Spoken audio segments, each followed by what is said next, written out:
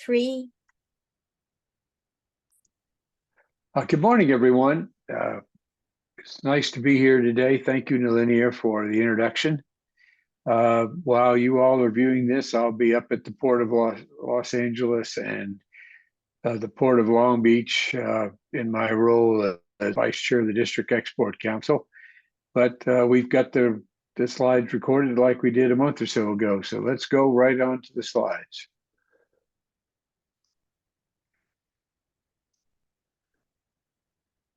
Are they up, Millennium?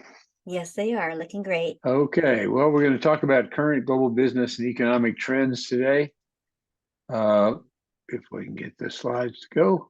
We've got quite a variety of things we're going to talk about today. India, China, inflation, European drinking wine, city livability, and the US dollar. Well, this came from the Wall Street Journal a couple of days ago. Core inflation around the world is staying pretty high. You can see that the US is in the 5% range, and some of the other major countries are in the 5 to 7% range. So it's, as they say, the inflation is sticky on both sides of the Atlantic. This is the underlying core inflation, excluding food and energy.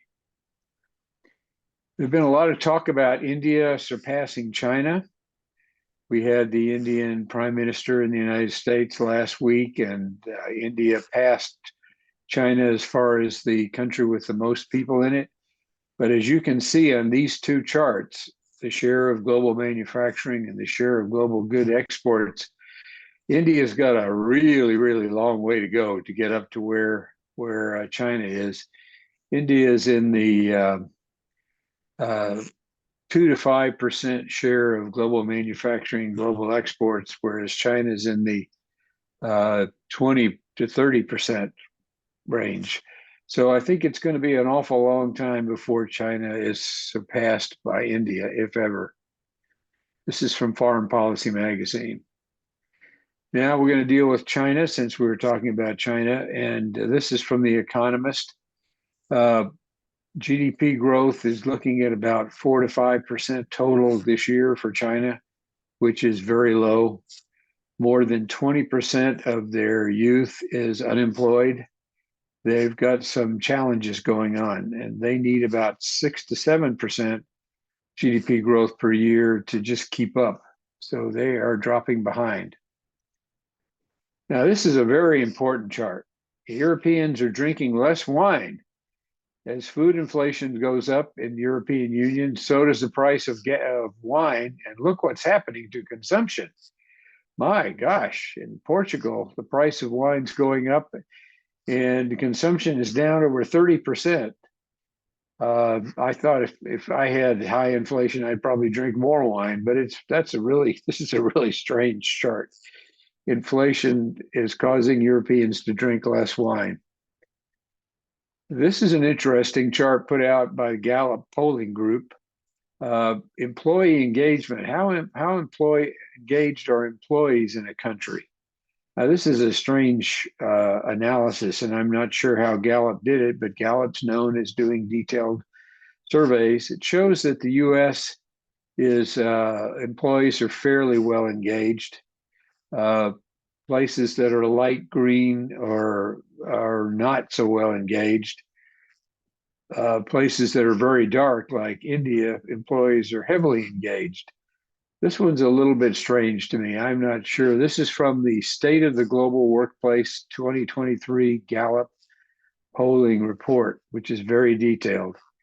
I'm not sure I believe that we're as engaged as this chart says we are overall. Now, this is put out by the Economist Intelligence Unit. Every year they come out with their City Livability Index. The lower the number, the more livable the city is. You will notice that there are no American US cities in the top 10, actually almost in the top 15. Canada has 3. Europe has a number. but we don't. We're down in the 15 or lower as far as places to live, city livability ranking out of 173 countries. The usual suspects are pretty bad. You can see Dhaka, Bangladesh, Karachi, Pakistan, uh, Tripoli and Algeria, where there's Damascus wars going on. Kiev, which probably would have been in the top 30 or 40, is because it's in a war zone, is very low. But here in the United States, we don't really have any in the top 15 as far as places to live. Canada is in the process of bringing in 1 million immigrants. They have gone from a population of about 37 million to over 38 million in just over a year, bringing in a huge number of immigrants. And as a result of that, their GDP growth rate is high. Notice that the dark black line is 2023 and 2024 is projected GDP growth rate. Nobody's really that high, but Canada is staying right up there. We're a little bit ahead of them in 23, but expected to be lower than them in 24 in GDP growth rate. I know that there's been a lot of conversation in our group and over the months about whether the dollar is going to be overtaken by other currencies. This is from the Financial Times and the IMF Bank, and you can see percentage of central bank portfolio. U.S. is dark blue, U.S. dollars. The light blue is the euro. Whoops. Is the euro.